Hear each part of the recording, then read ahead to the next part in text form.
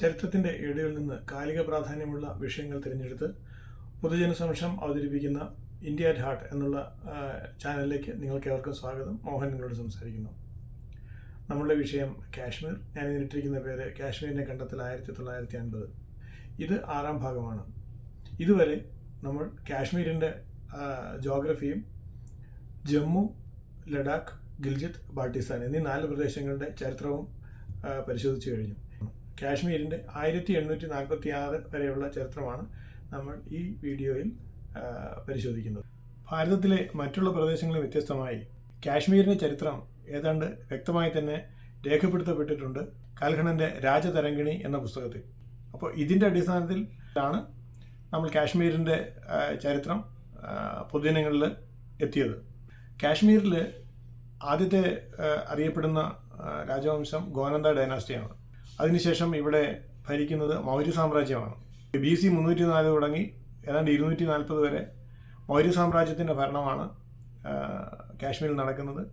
അശോക ചക്രവർത്തി രാജകുമാരനായിരുന്നപ്പോൾ തന്നെ കാശ്മീരിലെത്തി കാശ്മീരിൻ്റെ ഭരണം കൈയാളിയതായിട്ടാണ് ചരിത്രത്തിൽ കാണുന്നത്. ഈ കാശ്മീരിൻ്റെ തലസ്ഥാനമായ ശ്രീനഗർ അശോക ചക്രവർത്തി നിർമ്മിച്ചതാണ്. മൗര്യ സാമ്രാജ്യത്തിന് ശേഷം കാശ്മീർ ഭരിക്കുന്ന മുഖ്യ രാജവംശം കുഷാൻ രാജവംശമാണ്. ഇതിൽ കനിഷ്കൻ്റെ കാലഘട്ടത്തിൽ 4ാം ബുദ്ധഭിക്ഷു സമ്മേളനം കാശ്മീരിൽ വെച്ച് നടക്കുന്നു. ഈ സമ്മേളനത്തിലാണ് മഹായാന ബുദ്ധപ്രസ്ഥാനം ഉരുത്തിരിയുന്നത്. അതിനുശേഷം ഈ മഹായാന ബുദ്ധ പ്രസ്ഥാനം മധ്യേഷ്യയിലേക്കും ലഡാക്ക് വഴി ടിബറ്റിലേക്കും ചൈനയിലേക്കും എല്ലാം വ്യാപിക്കുന്നത് ഈ കാലഘട്ടത്തിലാണ്. കുഷാൻ വംശത്തിൻ്റെ ഭരണകാലത്താണ് ബുദ്ധമതത്തിൻ്റെ കാശ്മീരിലെ സുവർണകാലം എന്ന് നമുക്ക് പറയാം. ശേഷം ഇവിടെ ഭരിക്കുന്ന മുഖ്യ ഭരണവംശം ഹൂണന്മാരാണ്. കാശ്മീരിന് തനതായിട്ടുള്ള കാശ്മീരികളുടേതായ ഒരു ഭരണം വരുന്നത് AD 625 അത് കർക്കോട്ട ഡൈനാസ്റ്റി ആയിരുന്നു. ഇതിലെ ഒരു പ്രമുഖനായ രാജാവായിരുന്നു ലളിതാദിത്യ മുക്തപീഠ. ഇദ്ദേഹത്തിൻ്റെ കാലഘട്ടത്തിൽ ഇദ്ദേഹത്തിൻ്റെ ആയോധന മികവിൽ മധ്യേഷ്യ മുതൽ ബംഗാൾ, ഒറീസ, ഡക്കാൻ വരെയെല്ലാം കുറേ ഭാഗങ്ങൾ കീഴ്പ്പെടുത്തിയതായും ചരിത്രങ്ങളിൽ പറയുന്നു. അതുപോലെ തന്നെ ചൈനയിലെ ടാങ് ഡൈനാസ്റ്റിയുമായും കർക്കോത്ത രാജവംശം ബന്ധപ്പെട്ടിരുന്നു എന്ന് നമുക്ക് ചരിത്രരേഖകൾ കാണാൻ സാധിക്കും. കർക്കോത്ത രാജവംശത്തിന് ശേഷം ഉത്പല രാജവംശം ഭരിക്കുന്നു. അതിനുശേഷം ലഹോര രാജവംശം കാശ്മീർ ഭരിക്കുന്നു. ഈ ലോഹാര രാജവംശമാണ് കാശ്മീരിലെ അവസാനത്തെ ഹിന്ദു രാജവംശം. ഈ ഹിന്ദു ഡൈനാസ്റ്റീസിൻ്റെ ഭരണകാലത്ത് ബുദ്ധമതത്തിൽ നിന്നും ഹിന്ദുമതത്തിന് ഒരു റിവൈവൽ ഉണ്ടാവുകയും ഹിന്ദുമതത്തിൻ്റെ റിനൈസൻസ് അവിടെ നടക്കുകയും ശൈവ സിദ്ധാന്തം ഇവിടെ വേരൂടുകയും ചെയ്യുന്നു.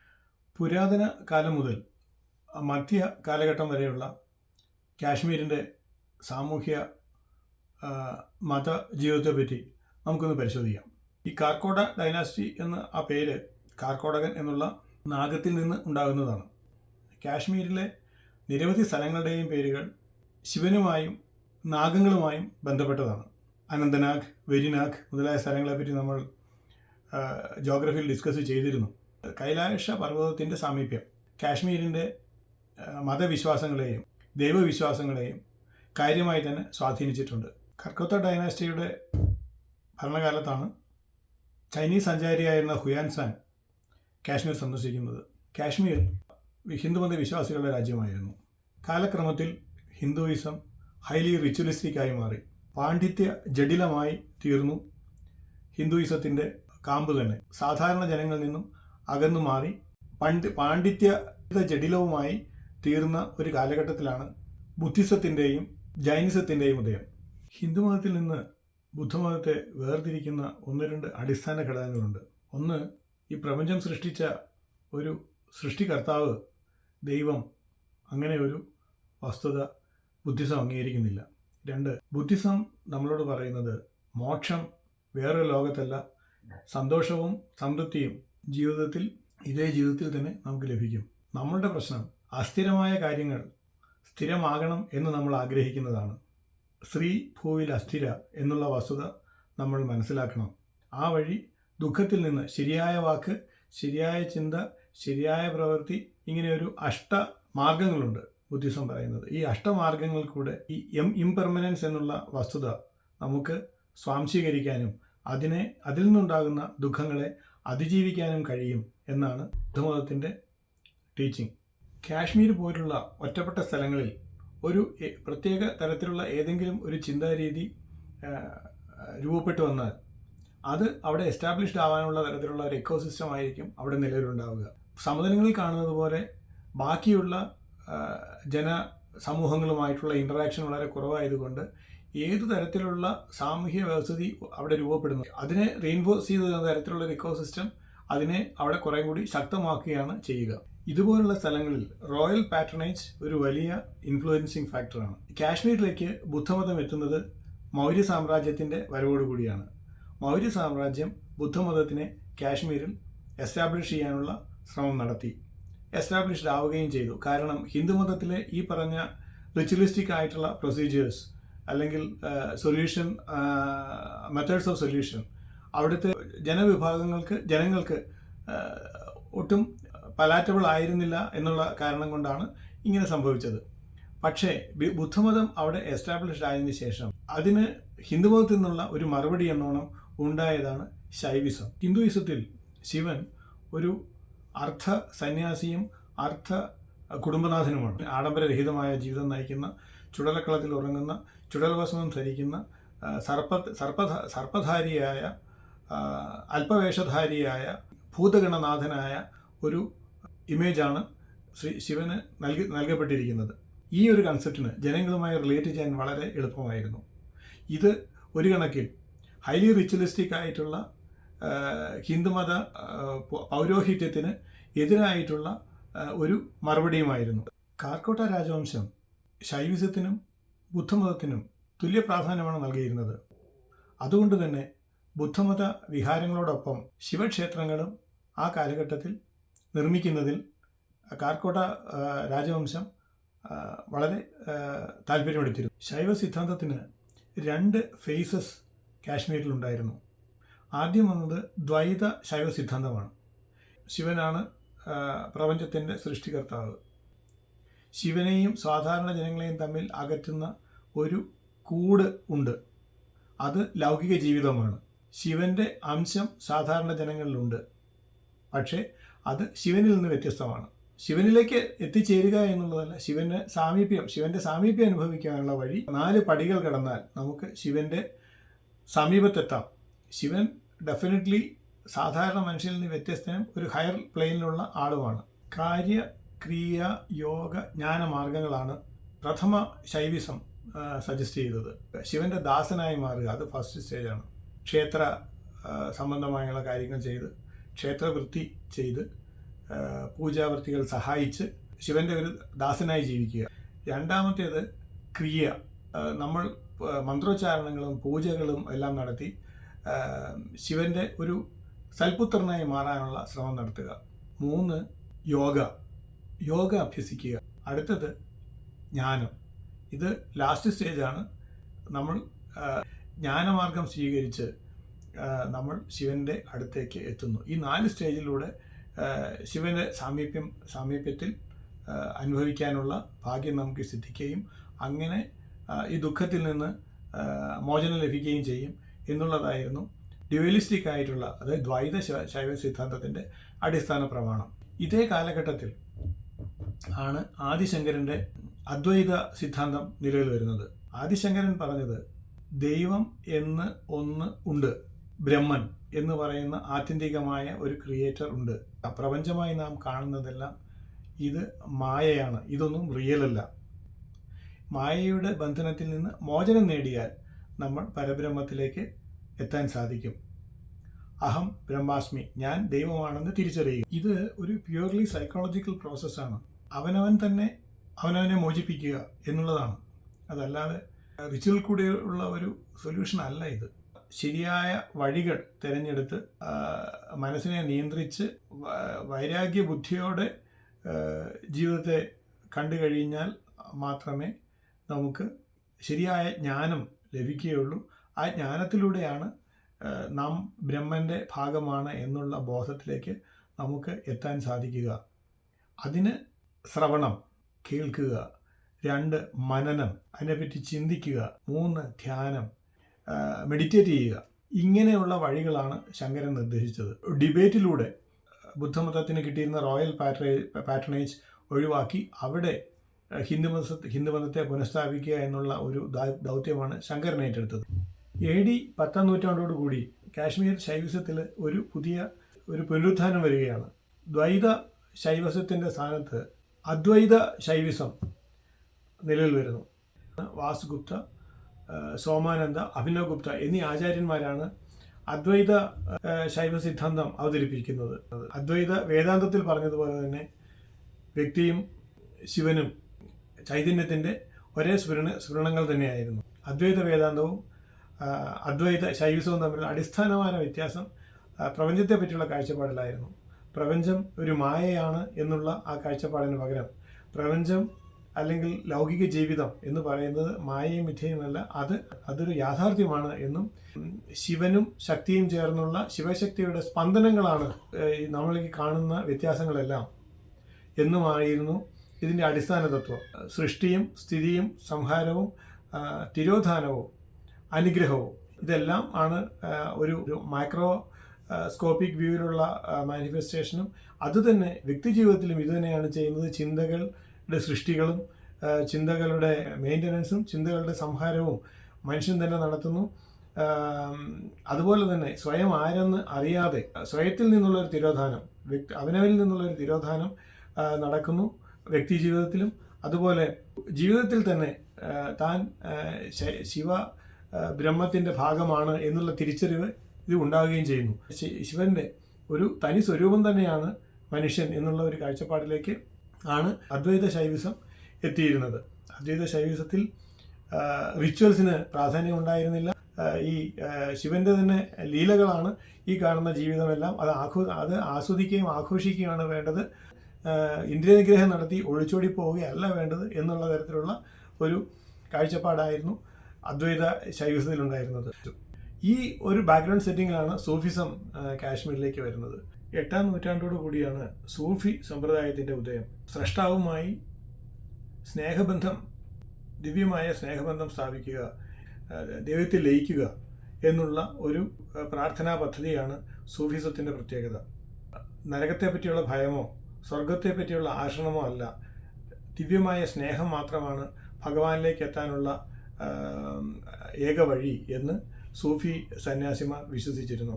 അവനവൻ്റെ ഈഗോയെ ഇല്ലായ്മ ചെയ്യുക, നല്ല ഗുണങ്ങളെ വളർത്തിയെടുക്കുക, മൃഗീയ വാസനകളെ പ്രോത്സാഹിപ്പിക്കാതിരിക്കുക, സ്വന്തം ഹൃദയത്തെ ദൈവത്തിൻ്റെ പ്രതിബിംബമായി മാറ്റുന്ന തരത്തിൽ അതിനെ അത്ര പരിശുദ്ധമാക്കി അത്ര തെളിഞ്ഞതാക്കി നിലനിർത്തുക, ഒരു ഗുരുവിൻ്റെ ഗൈഡൻസിൽ ദൈവത്തിലേക്കുള്ള വഴി തിരഞ്ഞെടുത്ത് ആ വഴി സഞ്ചരിക്കുക. ഇതായിരുന്നു സൂഫിസത്തിൻ്റെ അടിസ്ഥാന തത്വങ്ങൾ.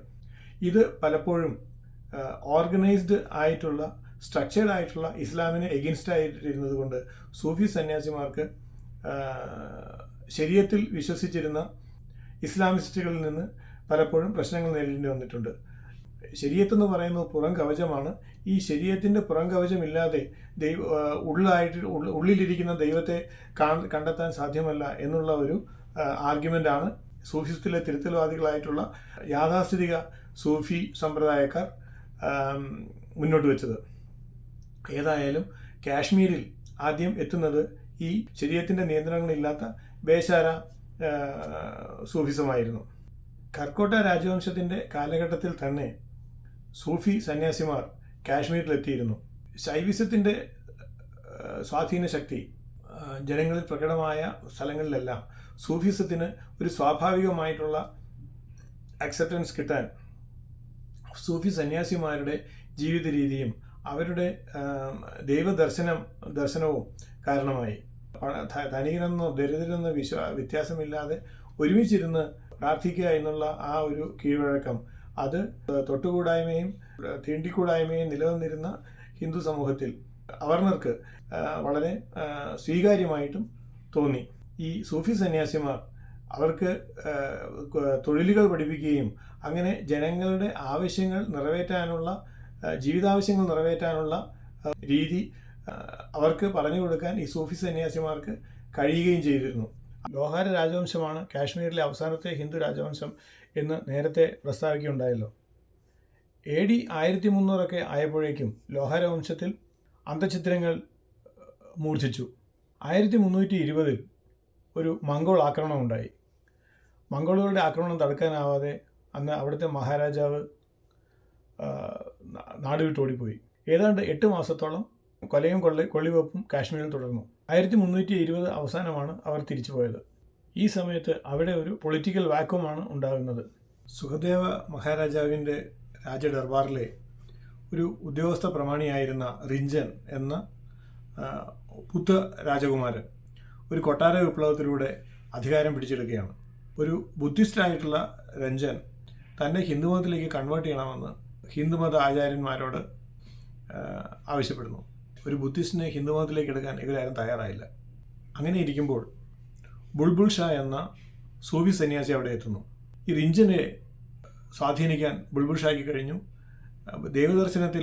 ബുൾബുൾ ഷായുടെ ദേവദർശനത്തിൽ ആകൃഷ്ടനായി റിഞ്ചൻ ഇസ്ലാം മതം സ്വീകരിക്കുന്നു. സുൽത്താൻ ബദറുദ്ദീൻ എന്ന പേരിലുള്ള ഒരു മുസ്ലിമായി മാറുന്നു. അങ്ങനെ അവിടെ ഒരു ഇസ്ലാം ഭരണത്തിന് തുടക്കം കുറിക്കുകയാണ് രഞ്ജൻ ചെയ്യുന്നത്. 1323 രഞ്ജൻ മരിക്കുന്നു. കോട്ടാറാണി, അതായത് രഞ്ജൻ്റെ ഭാര്യ, അവിടെ അധികാരമേൽക്കുകയാണ്. 1339 വരെ കോട്ടാറാണി ഇവിടെ ഭരണമാണ് നടക്കുന്നത്. 1339 രാജസദസ്സിലെ ഒരു സൈനിക മേധാവിയായിരുന്ന ഷാമീർ വേറൊരു കൊട്ടാര വിപ്ലവത്തിലൂടെ അധികാരം പിടിക്കുന്നു. 1339 ഷാമീർ സ്ഥാപിക്കുന്ന രാജവംശമാണ് ഷാമീർ ഡൈനാസ്റ്റി.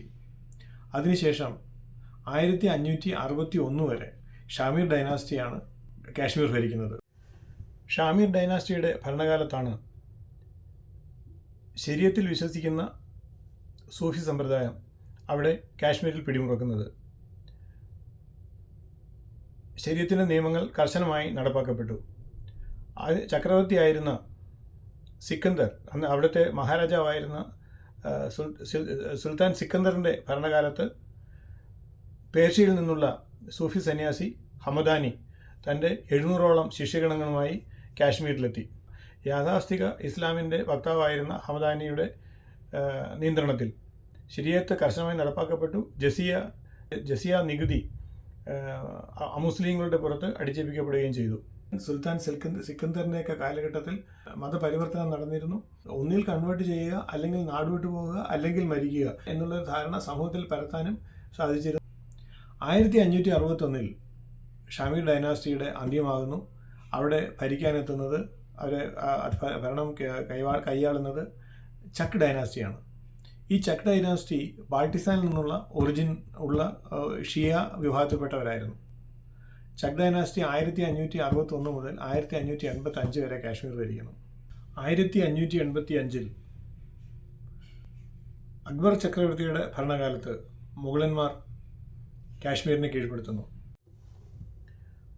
മുഗൾ ചക്രവർത്തിമാരിൽ കാശ്മീരിനെ ഏറ്റവും കൂടുതൽ ഇഷ്ടപ്പെട്ടിരുന്നത് ജഹാംഗീറിനായിരുന്നു. ഏതാണ്ട് 13 തവണയാണ് ജഹാംഗീറിൻ്റെ ഭരണകാലത്ത് ജഹാംഗീർ കാശ്മീർ സന്ദർശിച്ചത്. ചക്രവർത്തിനിയായിരുന്ന നൂർജഹാൻ കാശ്മീരിൽ പഷ്മിന കമ്പിളി ഉപയോഗിച്ചിട്ടുള്ള ഷാൾ നിർമ്മാണത്തിനായി കൈത്തറി സമ്പ്രദായം ഏർപ്പെടുത്തുകയും ചെയ്തു. അതിനുശേഷം 1752 അഹമ്മദ് ഷാ അബ്ദാലി കാശ്മീർ കീഴ്പ്പെടുത്തുന്നു. അത് 1819 സിഖ് സാമ്രാജ്യം കാശ്മീർ പിടിക്കുന്നിടം വരെ അഫ്ഗാൻ ഭരണത്തിൻ്റെ കീഴിലാണ് കാശ്മീർ കഴിയുന്നത്. ഈ അഫ്ഗാനികളുടെ ഭരണം വളരെ ക്രൂരമായിരുന്നു എന്ന് പറയാം. കാരണം അഫ്ഗാനികൾ ഒരിക്കലും ഭാരതത്തിൽ താമസിക്കാൻ ഉദ്ദേശിച്ചുള്ളവരായിരുന്നില്ല. ഇത് ഇവരുടെ ഒരു കോളനി പോലെയായിരുന്നു. അവരുടെ ഗവർണർമാരായിരുന്നു കാശ്മീർ ഭരിച്ചിരുന്നത്. 1846 വരെ കാശ്മീർ താഴ്വര സിഖ് ഭരണത്തിന് കീഴിലാണ്. 1846 നമ്മൾ നേരത്തെ കണ്ട ലാഹോർ ഉടമ്പടിയും അമൃത്സർ ഉടമ്പടിയും പ്രകാരം കാശ്മീർ ജമ്മുവിന് കൈമാറ്റം ചെയ്യപ്പെടുന്നു. നമ്മൾ കാശ്മീരിൻ്റെ ചരിത്രം ഇങ്ങനെ പരിശോധിക്കുമ്പോൾ നമുക്ക് മനസ്സിലാകുന്ന ഒരു വസ്തുത, കാശ്മീരികൾ തന്നെ കാശ്മീർ ഭരിച്ചിട്ടുള്ളത് ഏതാണ്ട് AD 9-ാം നൂറ്റാണ്ട് മുതൽ AD 14-ാം നൂറ്റാണ്ട് വരെ മാത്രമാണ്. അതിനു മുമ്പും കാശ്മീരികളല്ല ഭരിച്ചിട്ടുള്ളത്, അതിനുശേഷവും കാശ്മീരികളല്ല ഭരിച്ചിട്ടുള്ളത്. പുറത്തുനിന്നുള്ളവർ വന്ന് കാശ്മീർ ഭരിക്കുകയായിരുന്നു ചെയ്തിരുന്നത്. അതിൽ 1585 ശേഷം ഉത്തരേന്ത്യൻ ഭരണ സംവിധാനത്തിൻ്റെ ഭാഗം തന്നെയായിരുന്നു കാശ്മീർ. അത് ആദ്യം മുഗളന്മാരായിരുന്നു, അതിനുശേഷം കാശ്മീർ ഭരിച്ചിരുന്നത് അഫ്ഗാനികളായിരുന്നു, അതിനുശേഷം കാശ്മീർ ഭരിച്ചിരുന്നത് സിഖുകാരായിരുന്നു, അതിനുശേഷം ഡോഗ്രകൾ കാശ്മീർ ഭരിക്കുന്നു. അപ്പോൾ കാശ്മീരിൻ്റെ ഈ സ്വാതന്ത്ര്യത്തിൻ്റെ പശ്ചാത്തലം നമ്മൾ നോക്കിയാൽ തിരുവിതാംകൂറിന് തികച്ചും വ്യത്യസ്തമായി. തിരുവിതാംകൂർ എല്ലാ കാലവും ഓട്ടോണമസ് തന്നെയായിരുന്നു. ബ്രിട്ടീഷുകാർക്ക് കപ്പം കൊടുത്തിട്ടാണ് ഭരിച്ചിരുന്ന അവസാന കാലത്ത് നിന്ന് ശരി. പക്ഷേ കാശ്മീർ മറ്റൊരു വിദേശ ശക്തികളുടെ നേരിട്ടുള്ള ഭരണത്തിന് കീഴിലായിരുന്നു 14-ാം നൂറ്റാണ്ട് മുതൽ 20-ാം നൂറ്റാണ്ട് വരെ. 1846 എത്തി നിൽക്കുമ്പോൾ കാശ്മീരിനെ നമ്മളൊന്ന് പരിശോധിച്ചാൽ നമുക്ക് വ്യക്തമാകുന്ന കാര്യം, കാശ്മീർ താഴ്വര 1320 വരെ മാത്രമാണ് തനതായ രാജവംശം ഭരിച്ചിട്ടുള്ളത്. അതിനുശേഷം കാശ്മീരിനെ ഭരിച്ചിരുന്നതെല്ലാം പുറത്തു നിന്നുള്ള രാജാക്കന്മാർ തന്നെയായിരുന്നു. 1846 ആയപ്പോൾ മാത്രമാണ് ജമ്മു ആൻഡ് കാശ്മീർ എന്ന് ഇന്ന് നാം വിവക്ഷിക്കുന്ന ആ രാജ്യം രൂപീകൃതമാകുന്നത്. ജമ്മുവും കാശ്മീരും ലഡാക്കും ഗിൽജിത്തും ബാൾട്ടിസ്ഥാനും ചേർന്ന ആ രാജ്യം. അപ്പോൾ അതിനുശേഷം മാത്രമേ ജമ്മു ആൻഡ് കാശ്മീർ എന്നുള്ള പ്രദേശത്തിൻ്റെ ചരിത്രം തുടങ്ങുന്നുള്ളൂ. ഈ 5 ഭൂപ്രദേശങ്ങളും ജീവിത രീതിയിലും കാലാവസ്ഥയിലും എത്നിസിറ്റിയിലും ഭാഷയിലും തികച്ചും വ്യത്യസ്തങ്ങളായ 5 പ്രദേശങ്ങളായിരുന്നു. ഈ പ്രദേശങ്ങൾ തമ്മിലുള്ള സമ്പർക്കവും തുലവും കുറവായിരുന്നു. ഒരു പൊതുവായിട്ടുള്ള ഒരു ദേശീയത ഉരുത്തിരിയാനുള്ള ഒരു സാഹചര്യവും 1846 വരെ കാശ്മീരിലുണ്ടായിരുന്നില്ല. ജമ്മു കാശ്മീരിൻ്റെ 5 വിഭാഗങ്ങളുടെയും ഒറ്റയ്ക്കുള്ള കഥ ഇതോടെ അവസാനിക്കുകയാണ്. ഇനി ജമ്മു കാശ്മീർ എന്ന നാട്ടുരാജ്യത്തിൻ്റെ കഥ, ഒരുമിച്ചുള്ള കഥ നമ്മൾ തുടങ്ങുന്നു അടുത്ത എപ്പിസോഡിൽ. എല്ലാവർക്കും നന്ദി, നമസ്കാരം.